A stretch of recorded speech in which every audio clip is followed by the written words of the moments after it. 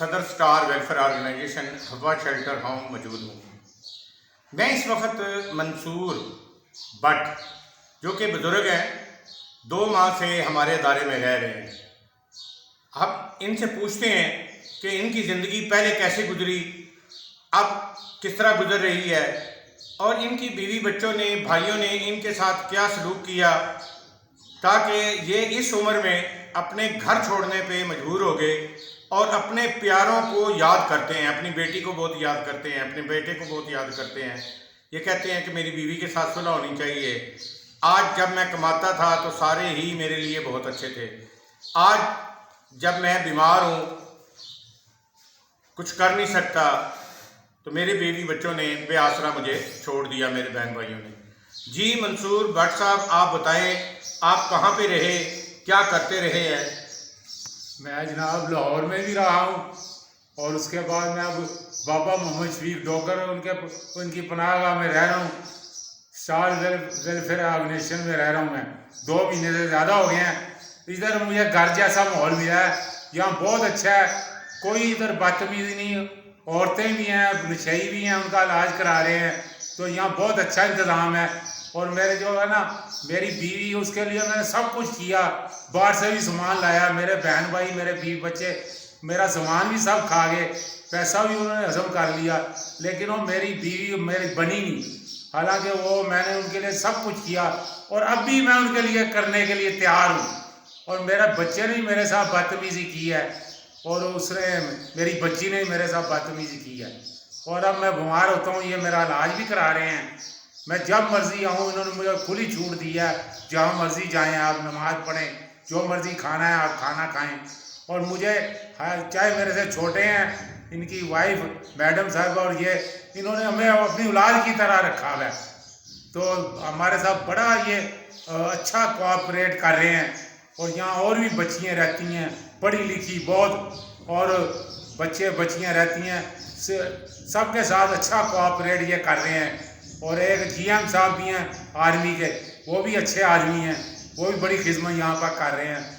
मैंने भट्ट साहब ये बताएं कि आप कितने साल किस मुल्क में रहे हैं? मैं यूएई में कमो बे में 8-10 साल रहा हूँ मैं। कितना पैसा कमा कर भेजा? मैंने इनको पैसा, अपनी बीवी को भी बहुत भेजा, जेवर भी दिया, वो सब खा गए हैं। आपके भाइयों के नाम क्या हैं, वो क्या करते हैं, उन्होंने क्या आपके साथ क्या सामान लिया आपका? हमारा जो सबसे बड़ा भाई है, जड़ा वाले होता है, उसने मेरे साथ बहुत जुल्म किया, ज्यादती की है। बल्कि हम सब बहन भाइयों के साथ उसने जुल्म ज्यादती की है। वो करोड़ोंपति हुआ है, लेकिन सब फ्रॉड, उसने सब झूठ, बाहर भी फ्रॉड किया उसने।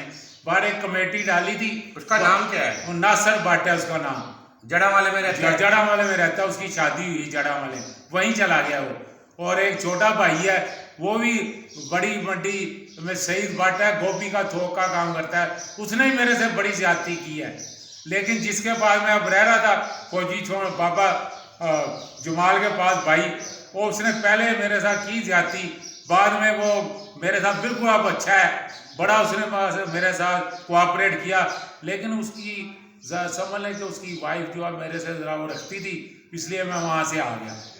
तो मैं आप ये बताएं कि आपकी बीवी बच्चे जो है वो इस वक्त कहाँ पे हैं और क्या आप उनके साथ सुलह करना चाहते हैं, जो आप हमें बता रहे हैं? मेरी यही है जी, पहली यही है कोशिश उनसे, मैंने यही पूछना है, आया तुम मेरे साथ रहना चाहते हो कि नहीं। अगर वो कहेगी नहीं रहना, उसी टाइम मैं फिर ना अपना कोई अखबार में या इश्तिहार दूंगा या यहीं मैं इंटरव्यू दूंगा कि मेरा आज से इनके साथ कोई ताल्लुकात लेन देन नहीं है, मेरे फायदे नुकसान के खुद मालिक नहीं है ना। आप यहाँ आए हैं, 2 माह से यहाँ रह रहे हैं, जैसे आपने बताया कि मैडम रिफत भी आपका बहुत ज़्यादा ख्याल करती हैं, दूसरी मैडमें भी करती हैं, आपको खाना देती हैं, तो आपको महसूस तो नहीं हो रहा कि ये एक अदारा है, ये घर है, घर जैसा माहौल है? नहीं, मुझे ये घर जैसा माहौल है ना। इन्होंने सुबह मुझे कभी कहा जल्दी उठो, ये किया। अदारे ने क्या कहा है आपको? मैंने कहा क्या कहा कि आपने सिर्फ नमाज पढ़नी है, वो तो कोई काम नहीं आप करते। इन्होंने बाबा जी ने कहा है भाई आप जोर में जाया करें और आप शाह पढ़ के आ जाया करें। और मैं इनका ऑर्डर मान रहा हूँ और मैं झूठ नहीं बोलना। कभी कभी मैं इधर उधर भी हो जाता हूँ इनके बगैर बताए, लेकिन मैं नमाज शाह पढ़ के फिर इधर आ जाता हूँ। कभी तो इनको मैं पूछता हूँ। अब आप सुलह करना चाहते हैं? जी जी, मैं सुलह कर, लेकिन अल्लाह और उसकी रजा के लिए मैं सुलह करना चाहता हूँ। हालांकि आप 4 बंदे बिठा लें, उसमें यही झूठे पड़ेंगे इंशाल्लाह।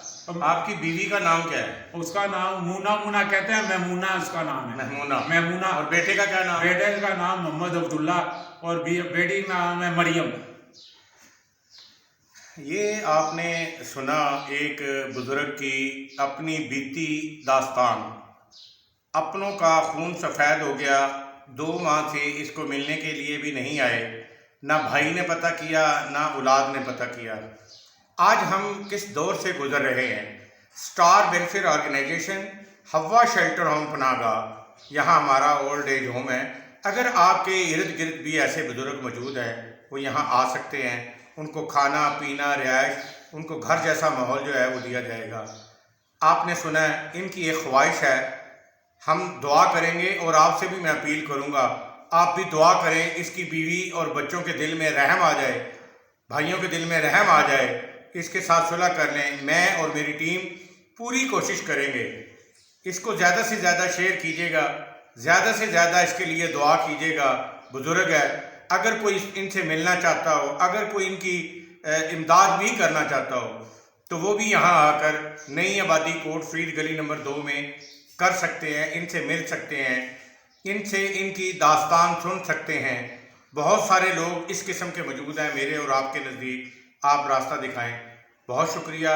सरगोदा से खिदमतगार सदर स्टार वेलफेयर ऑर्गेनाइजेशन हवा शेल्टर होम पनाहगाह। जिंदाबाद, पाक फौज जिंदाबाद, बाबा मोहम्मद शफीक डॉगर सरकार जिंदाबाद, पाकिस्तान जिंदाबाद, पाक फौज जिंदाबाद।